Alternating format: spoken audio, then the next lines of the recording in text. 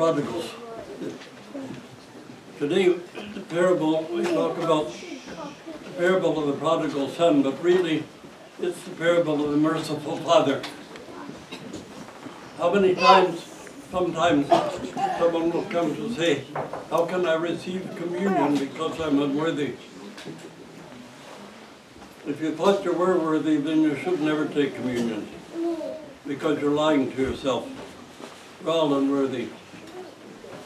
But notice how easy it was for the righteous son, the perfect son, the most pious son, to be left in the outer darkness,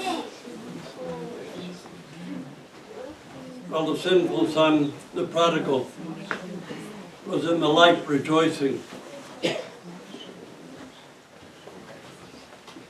When we think we're too righteous or too pious, when we think too highly of ourselves, then we're going to be in the outer darkness. Then St. John Chrysostom, talking about the parable of wise and foolish virgins, when he asked what was the oil that was missing from the lamps of the foolish virgins, it was the oil of humanity, brothers and sisters. The oil of compassion, the oil of meekness and humility before our brothers and sisters. Not just humility before God, but humility before our brothers and sisters. Today, the apostle reading commands us again to be wary about judging. Especially now as we approach the fast. If you keep the fast, you do well. If you do not manage to keep the fast, the table is still set before you. You're still welcome at the table. We're not here just to fulfill laws and rules and regulations.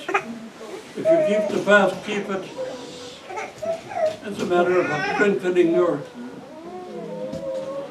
discernment, your self-control, and your self-discipline.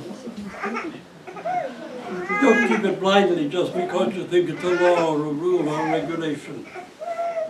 You keep the fast to your spiritual edification, to your spiritual uplifting, to your spiritual benefit. We don't keep the fast, we lose that benefit. But we're not judged or condemned. Remember St. John Chrysostom on the great Paschal sermon.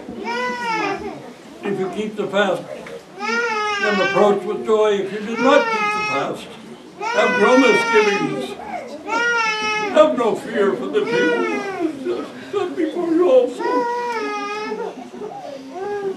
If you want to see where your salvation begins, look around you at your brothers and sisters. Your salvation begins with your relationship with them, with other people, with whether you love or judge or condemn. Think how many people we judge and condemn in a year's time. Now, as we approach Holy Communion, let's cleanse our souls of this kind of arrogance, this kind of narcissism where we judge and condemn other human beings, where we think who's worthy and who's unworthy, as if we were the judge. Tend to our own souls, to our own minds, to our own hearts, and welcome our brothers and sisters along with us as we approach Holy Communion, remembering that no one is worthy. Not the highest or the lowest, the most pious or the most sinful. None is worthy, but we're received by the compassion and mercy of the Father who received the prodigal son. To approach with joy, with faith, with understanding, with knowledge, and fear to judge other people.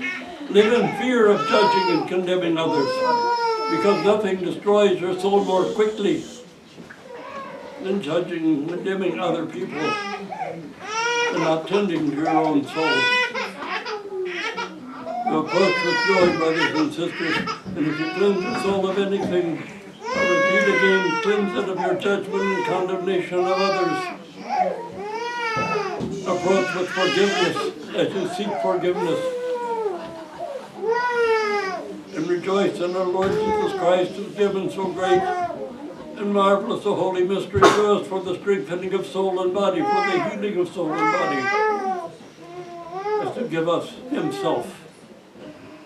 Amen.